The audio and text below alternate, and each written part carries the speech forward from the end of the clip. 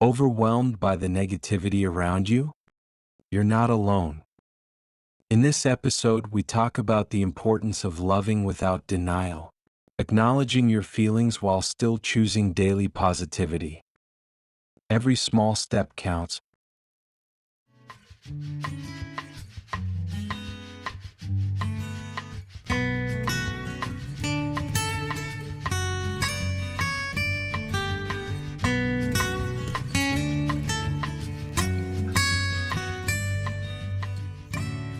Hello, and welcome to Our Walk Together.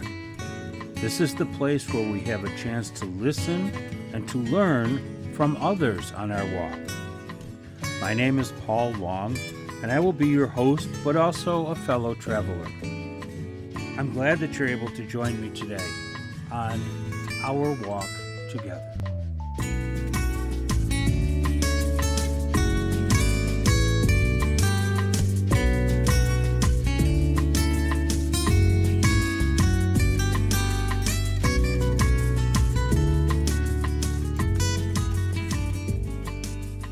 Hi, everyone. Welcome to Our Walk Together. I'm glad you're able to join me for a little while today. I want to talk about the things that we're seeing around us in terms of violence and the things that are happening all around us. And I want to look at it as from the perspective of a Franciscan. I don't usually do this, but I wrote this in the first person because I'd have to realize, and I do realize, that these are all things that I need to think about as well as everybody else.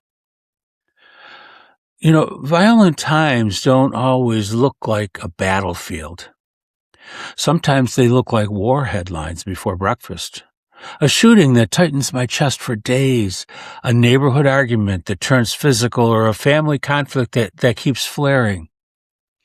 Sometimes it's the harsh speech that floods my phone and my social media until I start to talk that way too. As a Franciscan, I want peace. Still, I also feel fear, anger, and a tiredness that doesn't lift with one good night of sleep. I notice how easy it is to harden. I also notice how easy it is to pretend everything is fine. Neither response makes room for love. In this episode, I'm holding out a third way. Love without denial. I'm writing this from a Franciscan viewpoint and with Franciscan principles that I always return to when I feel pulled apart. Minority, lowliness, peace, reconciliation, and care for creation. These aren't soft ideas for a calm day. They're practices for real life, when my nerves are loud and the world feels sharp. Francis began with minority, a choice to stand as lesser. That posture gets misunderstood. It isn't self-hate, and it isn't shrinking so others can harm me. It's a way of refusing the hunger to dominate. It's choosing to live without the need to be the center. In violent times, my pride often shows up as urgency. I want to win the argument, fix the problem, or prove that I'm right. Humility loosens that grip. As a result, I can act with a steadier courage, not because I'm fighting for my ego. I'm trying to be faithful. Minority also changes how I carry my body in the world. I can walk into tense spaces without throwing gasoline on the fire. I can speak without performing. I can listen without plotting my next strike. That doesn't solve everything, but it changes the air. Loving in violent times often begins long before the crisis. It begins in how I hold my triggers. When I'm flooded, I become less free. When I can name what's happening inside, I'm less likely to spread harm. When I'm stirred up, I do a small check-in. It's simple, but it saves me. First, I notice my body. Is my jaw tight? Are my shoulders high? Is my breathing shallow? And next, I name the emotion without dressing it up. Am I afraid? Am I angry? Am I ashamed? Am I numb? And then I watch the thoughts. Are they fast and absolute? Finally, I name the story I'm telling myself because that story drives my next move. For example, doom scrolling often tells me everything is getting worse and nothing matters. Nothing I do matters. Snapping at someone tells me I'm the only one who cares. Going numb tells me if I feel this, I'll break. Prayerful self-awareness isn't selfish. It's how I stop passing my pain along like a contagion. Humility is not passivity. Minority doesn't mean I tolerate abuse, excuse violence, or keep quiet to avoid discomfort. It means I choose the least path that still tells the truth and protects life. Sometimes that looks like stepping back from a heated argument because I'm about to say something cruel. Other times it means calling for help, documenting threats, or involving people trained to respond. In community life, it might mean naming a pattern of harm, even when I fear the fallout. I can set boundaries and still stay Franciscan. I can report abuse and still refuse hatred. I can protect the vulnerable and still pray for the conversion of the one who harms. Loving the violent can sound like a contradiction. Yet it's the hard edge of the gospel, and it's where Franciscan life becomes real.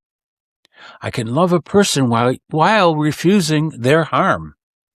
I can see the image of God in them without pretending their actions are acceptable. This kind of love needs honesty. Forgiveness, when it's real, doesn't erase the truth. It refuses revenge, but it doesn't rewrite history. Accountability is part of mercy because mercy wants the other person to become free of the need to wound.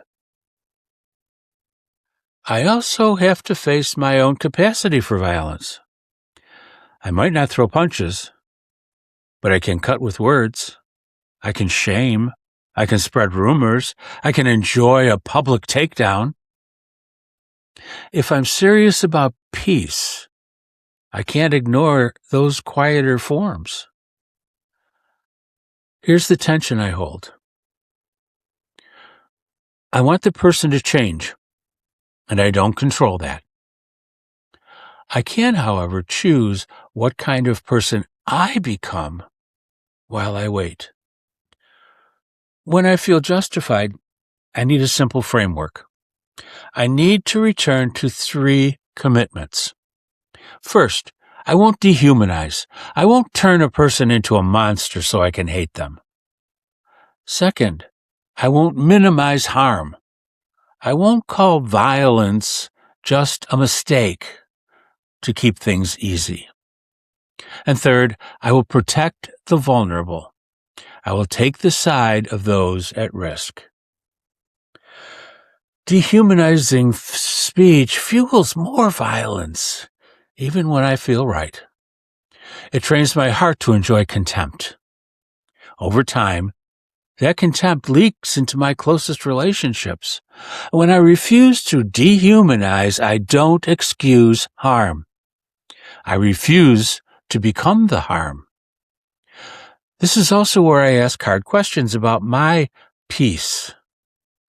Am I quiet because I'm gentle or because I'm afraid? Am I loud because I'm brave or because I'm enraged? My words are often my first battlefield.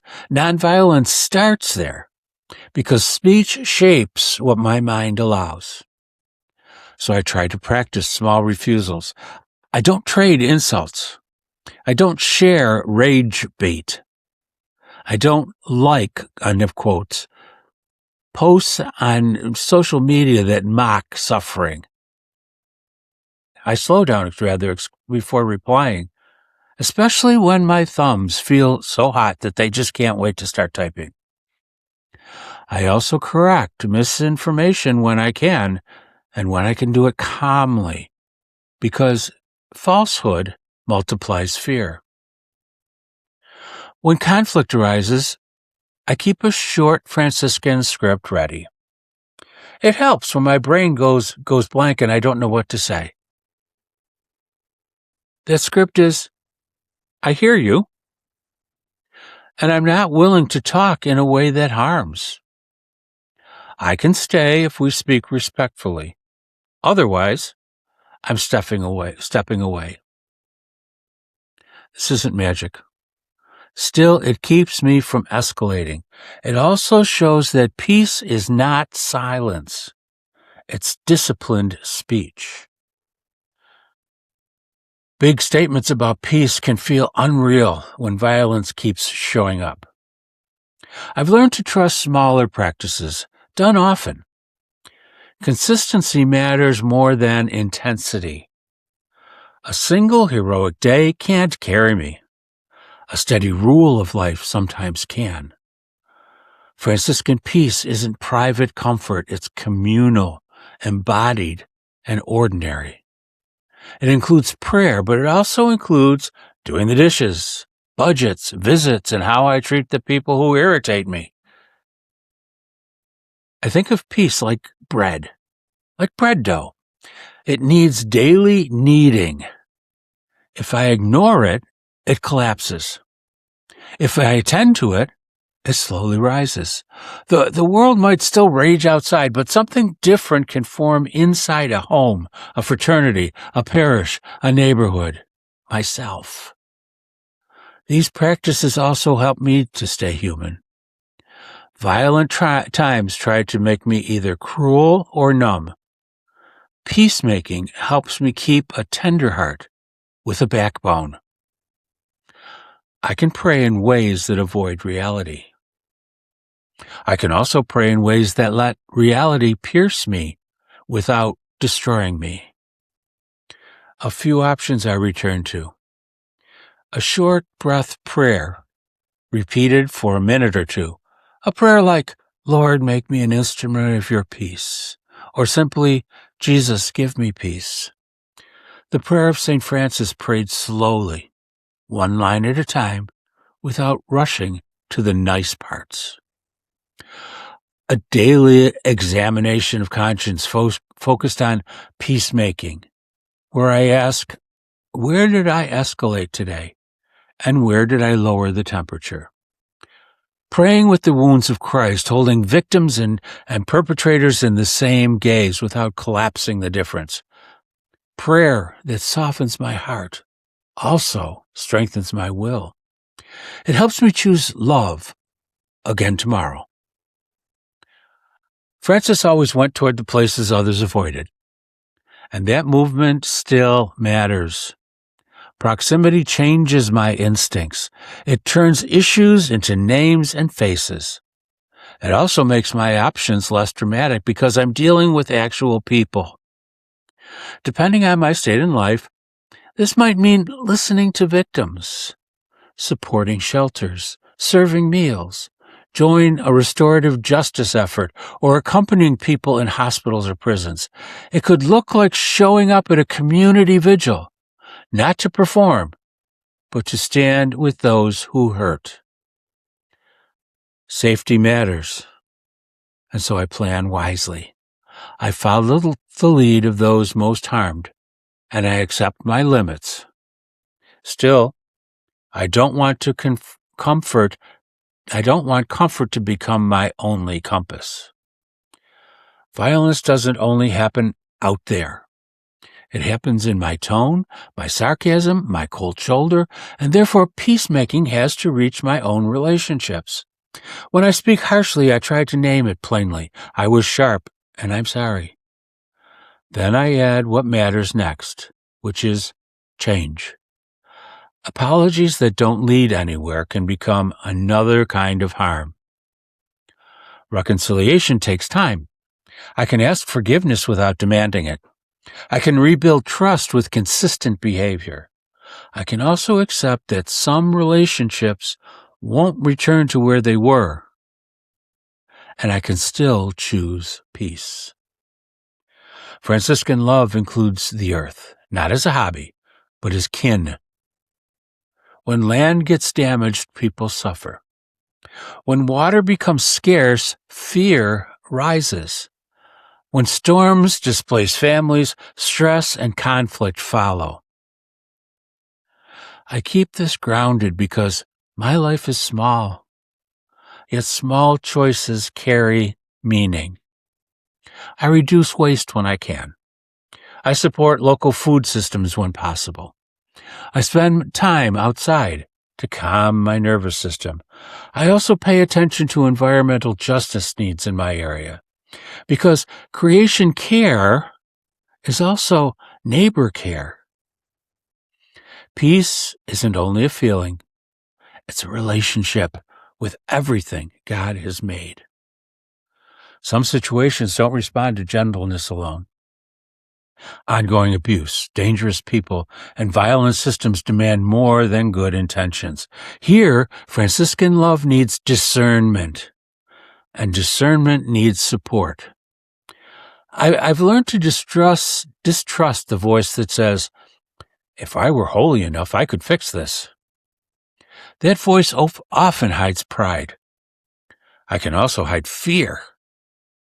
Wisdom tells me to seek help, use my tools, and act in ways that protect life. Loving the violent does not mean staying in reach of violence.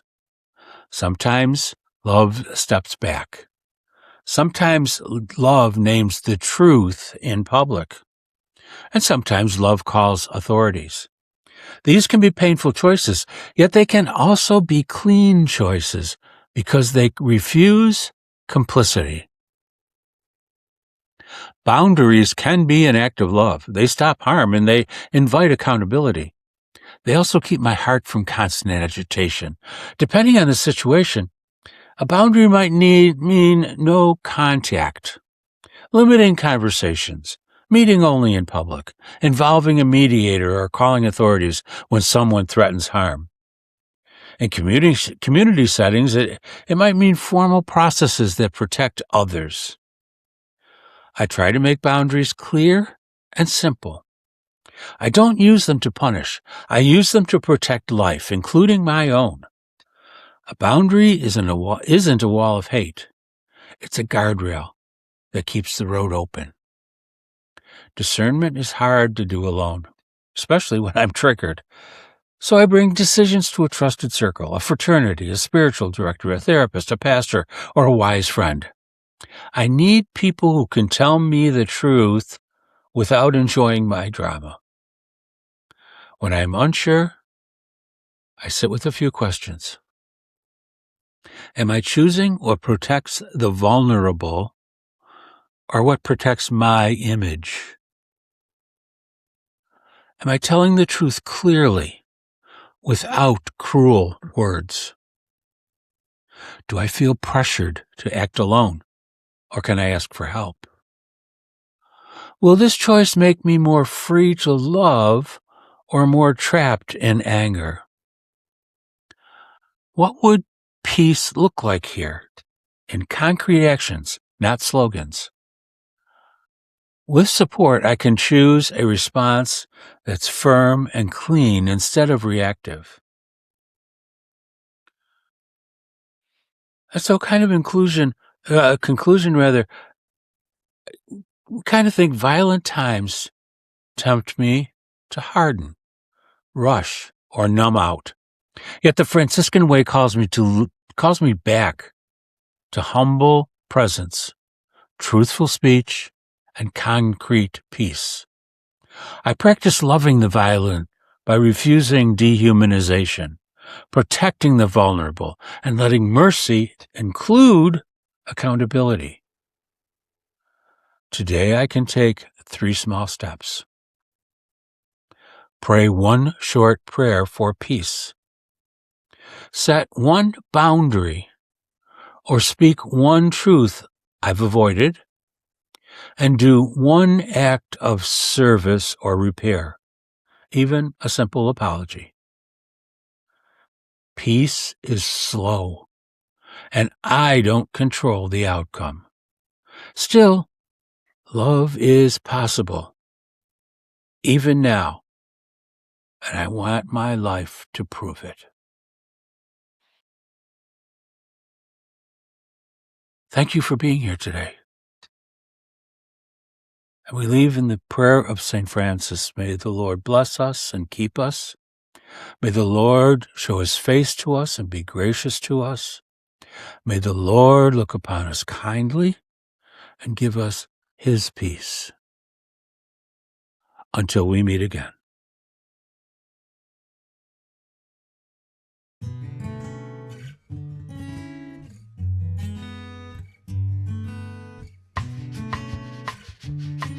We want to thank you for walking with us today. For more information on the podcast, you can go to our website, ourwalktogether.com. May the Lord give you peace.